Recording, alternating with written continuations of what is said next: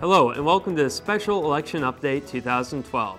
I'm Caleb Gordon. This year's general election sees a wide range of candidates contending for a variety of different political offices.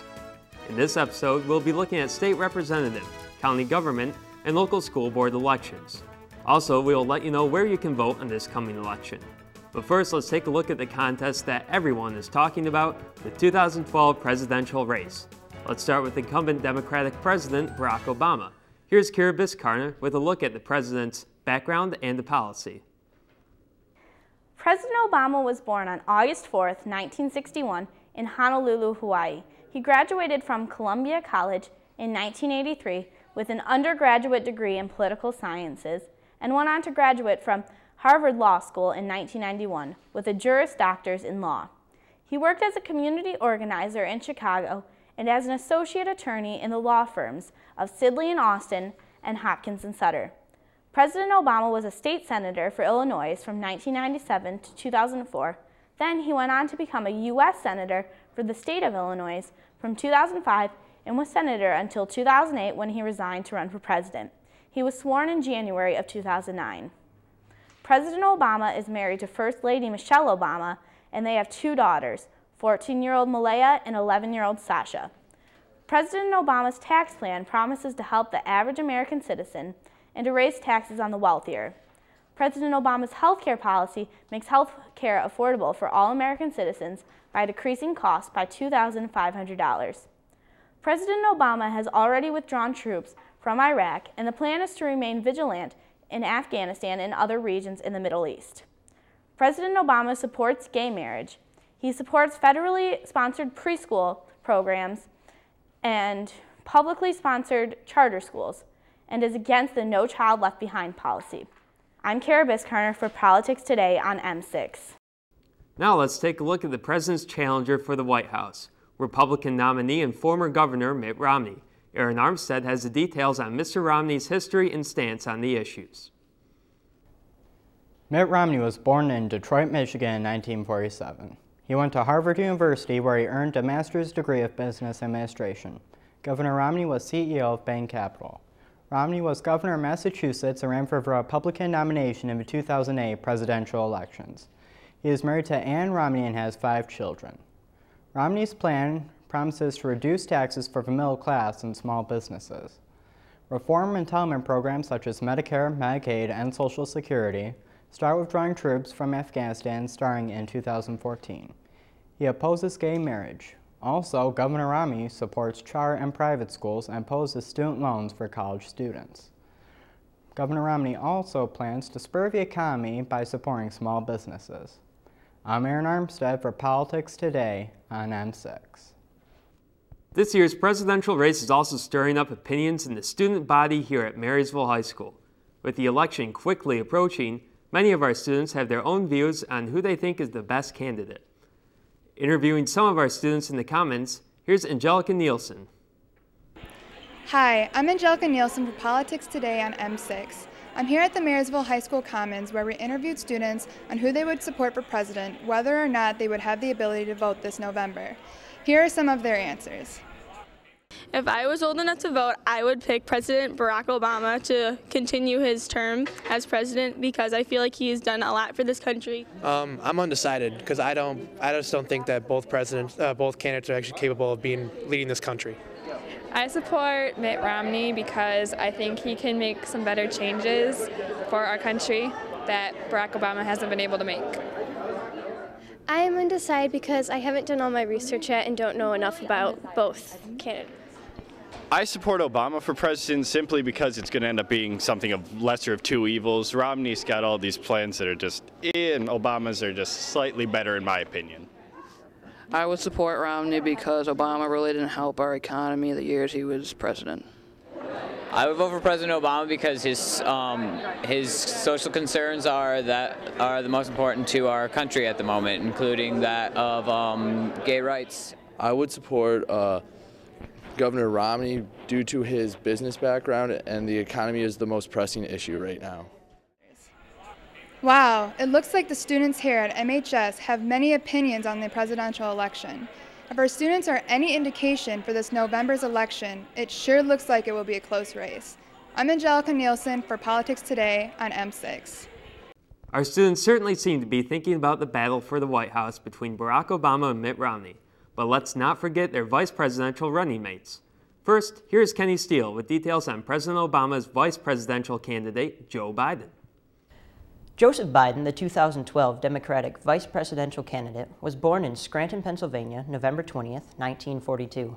He attended the University of Delaware and graduated with a degree in history and political science, along with a law degree from Syracuse University.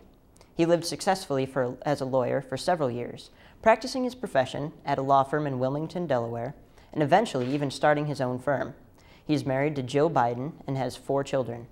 Vice President Biden began his political career in 1972 as the Delaware representative in the U.S. Senate. For the past 4 years, he has served as the Vice President of the United States. Some endorsements for the Obama-Biden ticket for this year's election are Bill Clinton, Senate Majority Leader Harry Reid, and Detroit Mayor Dave Bing. Other organizations that have given endorsements are the National Education Association, the National Organization for Women, and the National Association of Police Organizations. I'm Kenny Steele with Politics Today on M6. Thanks for the update, Kenny. On the Republican side of the ticket, Mitt Romney has chosen Paul Ryan as his running mate. With a look at Mr. Ryan's policies and experience, here's Sierra Slobodecki. Paul Ryan is a candidate running for vice president on the Republican side.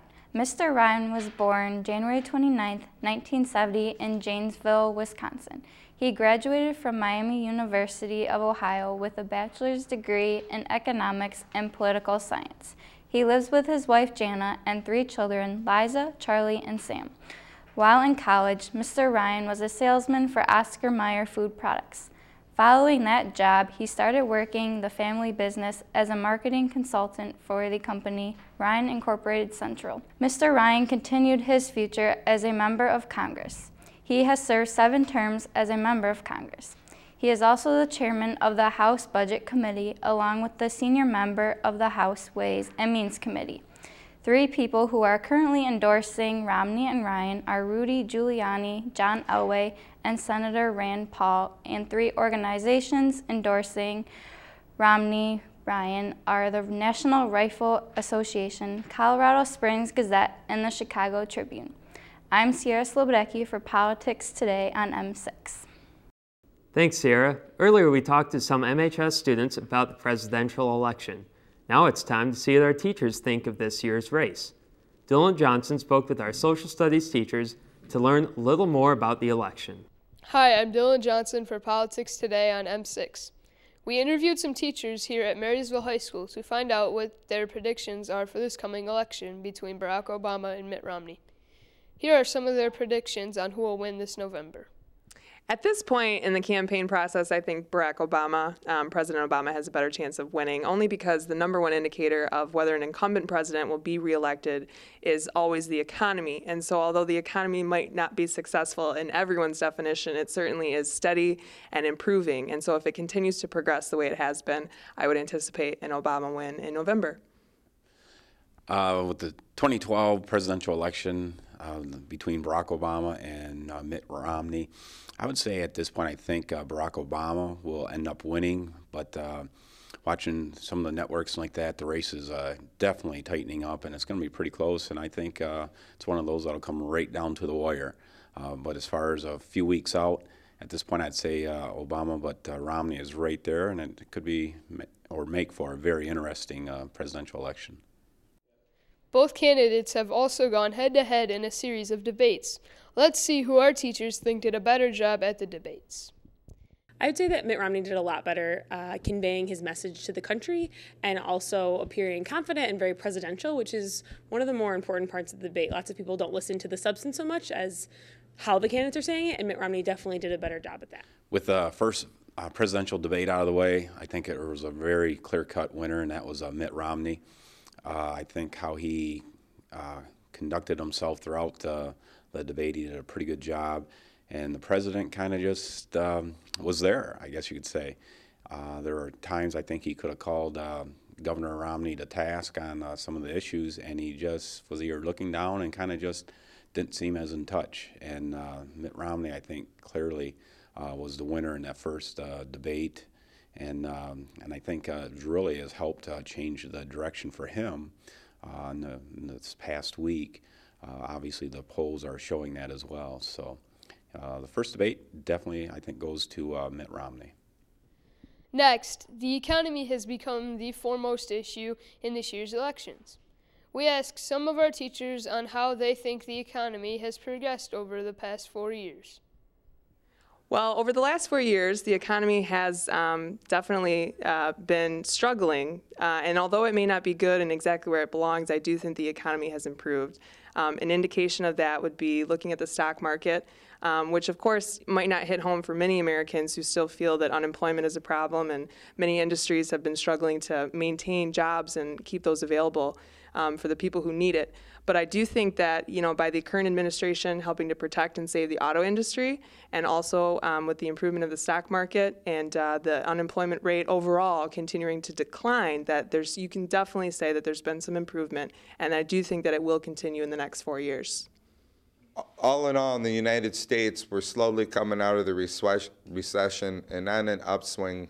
However, different states react differently as far as their time frame for coming out of the recession. In Michigan, we just had a report come out, the income gap between our top money makers and our lower money makers is at more of a disparity than it is between other states. Part of it is we have to take a look at what we do here and why we do it. We still count on manufacturing and industry for a lot of our state economy, and as the world changes, our economy, our local economy needs to reflect that. I think that the economy's improved quite a bit over the past 4 years. I think that a lot of people are hoping that it goes back to the way that it was in the early 2000s, and that's just not really going to be an option because the economy is so much more different than it was. A lot of those jobs can't come back. And I think if you look at a lot of the economic indicators, they show that we are growing. And also just personal experience. I know a lot of people in my family were laid off at different points and now they're back to work. My father runs a small business and they're doing significantly better than they were a couple years ago. Finally, with this being an election year, we asked how our MHS social studies teachers are incorporating the election in their class. Every semester we have to incorporate the election in my class. It's part of the curriculum. It shows the kids, conveys to them the importance. You can teach constitutional principles, current events, debating processes. We've already gone over the electoral process and some of the current election topics.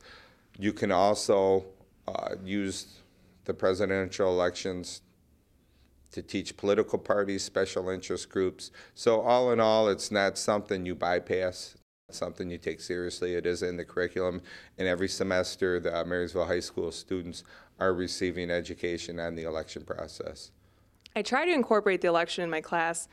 Even in a non-election year, I like to keep my students involved in politics and the political process. I teach advanced placement U.S. history, so of course every time that we talk about the Electoral College, the development of the Constitution, which we've recently studied, I try to tie it in today to contemporary times and show them how the Founding Fathers have built the framework for government that helps to put our candidates into office today. So we do discuss potential election outcomes, but we always do it in the historical context that we're studying. And in world history, we may not discuss so much about the campaign, but we do always constantly relate to how our political process in government differs from other countries and how our leaders really do take a strong role in the global society and on a large scale. On the big stage, our leaders are just as important to other countries as sometimes their own political leaders. Thank you to our teachers who have taken time to answer a few questions about the upcoming election. I'm Dylan Johnson for Politics Today on M6. Thanks for the report, Dylan. Now let's take a look at the senators and representatives running for U.S. Congress. In Michigan, voters will be electing either incumbent Democratic Senator Debbie Stabenow or Republican challenger Pete Hoekstra. Locally, Michigan's 10th congressional district includes constituents from northern Macomb County all the way up to the tip of Michigan's thumb. Running for re-election in this district is Republican Congresswoman Candace Miller, challenged by Democrat Chuck Stadler. The next item on the ballot will be discussing the 6 ballot proposals that Michigan residents will be faced with when they go to the polls. From renewable energy to international bridges, this ballot is jam-packed with proposals. Let's start with Proposal 1, which is a referendum on the emergency manager law. Here's Alex Gray. Proposal 1 would uphold Michigan's emergency manager law, also known as Public Act 4. It would establish criteria to assess the financial condition of local government units, including school districts.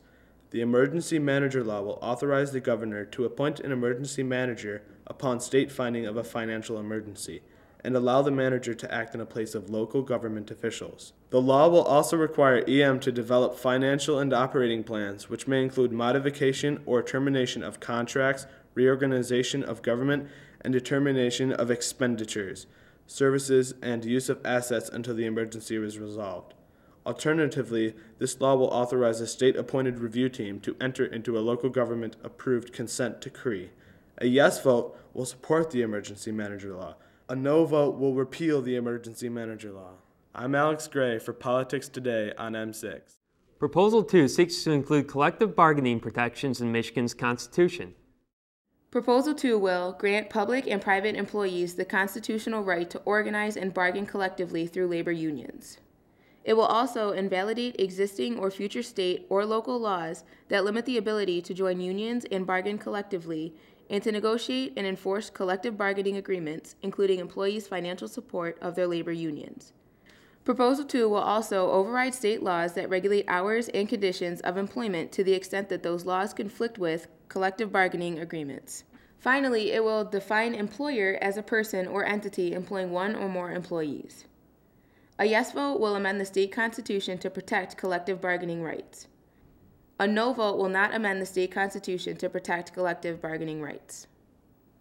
I'm Melissa Hull Newsom for Politics Today on M6. Prop 3 is known by the 25 by 25 amendment. This proposal would amend Michigan's constitution to require 25% renewable energy by 2025. Here's John Hughes with the details. Proposal 3 would require electric utilities to provide at least 25% of their annual retail sales of electricity from renewable energy sources, which are wind, solar, biomass, and hydropower by 2025. It would also limit to not more than 1% per year electric utility rate increases charged to consumers only to achieve compliance with the renewable energy standard. It would also allow annual extensions of the deadline to meet the 25% standard in order to prevent rate increases over the 1% limit. Finally, Proposal 3 would require the legislature to enact additional laws to encourage the use of Michigan-made equipment and employment of Michigan residents. A yes vote will amend the state constitution to include renewable energy standards. A no vote will not amend the state constitution to include renewable energy standards. I'm John Hughes for Politics Today on M6. Home healthcare unionization is the topic of Proposal 5. Our Nick Cook explains. Proposal 4 would allow in-home care workers to bargain collectively with the Michigan Quality Home Care Council, MQHCC, continue the current exclusive representative of in-home care workers until modified in accordance with labor laws. It will also require MQHCC to provide training for in-home care workers, create a registry of workers who pass background checks, and provide financial services to patients to manage the cost of in-home care. It would preserve patients' rights to hire in-home care workers who are not referred from the MQHCC registry who are bargaining unit members. Finally, Proposal 4 will authorize the MQHCC to set minimum compensation standards and terms and conditions of employment. A yes vote will amend the state constitution to establish the Michigan Quality Home Care Council. A no vote will not amend the state constitution and will not create a home care council. I'm Nick Cook for Politics Today on M6. An amendment to require a 2/3 majority to raise taxes in Michigan is the basis of Proposal 5. Mickey Brass takes a closer look at Prop 5. Proposal 5 would require a 2/3 majority vote of the State House and the State Senate, or a statewide vote of the people at a November election. in order for the state of Michigan to impose a new or additional taxes on taxpayers or expand the base of taxation or increasing the rate of taxation. This section shall in no way be construed to limit or modify tax limitations otherwise created in this Constitution. A yes vote would require 2/3 majority to raise taxes in Michigan. A no vote would not require a 2/3 majority vote to raise taxes. I'm Mickey Brast for Politics Today on M6. There has been a lot of talk recently about a new bridge to Canada over the Detroit River. Proposal 6 would require a statewide election for all new international crossings. With more details, here's Matt Wassam. Proposal 6 would require the approval of a majority of voters at a statewide election and in each municipality where new international bridges or tunnels for motor vehicles are to be located before the state of Michigan may expend state funds or resources for acquiring land, designing, soliciting bids for, constructing, financing, or promoting new international bridges or tunnels. It will also create a definition of new international bridges or tunnels for motor vehicles. That means any bridge or tunnel which is not open to the public and serving traffic as of January 1st, 2012. A yes vote would require a statewide election for all new international crossings. A no vote would not require a statewide election for new international crossings. I'm Matt Wassam for Politics Today on M6. In addition to the 6 ballot proposals in Michigan, residents will also be electing local leaders to Michigan's House of Representatives. The 81st Representative District includes the city of Marysville, St. Clair Township, and a large portion of St. Clair County. Republican candidate Dan Lowers is running against Democrat Patrick Phelan in this district. Both would be freshman representatives if elected. Michigan's 83rd District includes the city of Port Huron and all of Sanilac County. Running for re-election is Republican Paul Muxlow, who is challenged by Carol Campbell. The 32nd District includes Kimball and Columbus Townships, in addition to the northern Macomb County area. Running for re-election is Republican Andrea LaFontaine, challenged by Democrat Sherry Smith. In St. Clair County government, Jay DeBoyer, an incumbent Republican, is facing off against Democrat Pamela Wall for the position of County Clerk and Register of Deeds. For Drain Commissioner, incumbent Robert Wiley is a Republican being challenged by Steve Prey, a Democrat. On the nonpartisan section of the ballot, John Adair is facing off against Michael West in a heated competition for St. Clair County Circuit Court Judge. Locally, residents of the Marysville Public School District will be voting for school board trustees. Dave Watson and Ken Davis are both running unopposed for 2 four-year terms on the school board. Meanwhile, Craig Hove II and Jeffrey Tucker are facing off for a 2-year term on the Marysville School Board. Finally, with Election Day coming up on November 6th, Caitlin Herring has details on some of the changes on the ballot and a look at where area residents can vote. Hello, I'm Caitlin Herring for Politics Today on M6. In this November's general election, residents will be voting for candidates from the President of the United States all the way down to local school boards and county commissioners. Unlike years past, school board elections will be held on the same date and same ballot as the general election. In order to vote, you must have registered to vote with your local clerk 30 days prior to the election.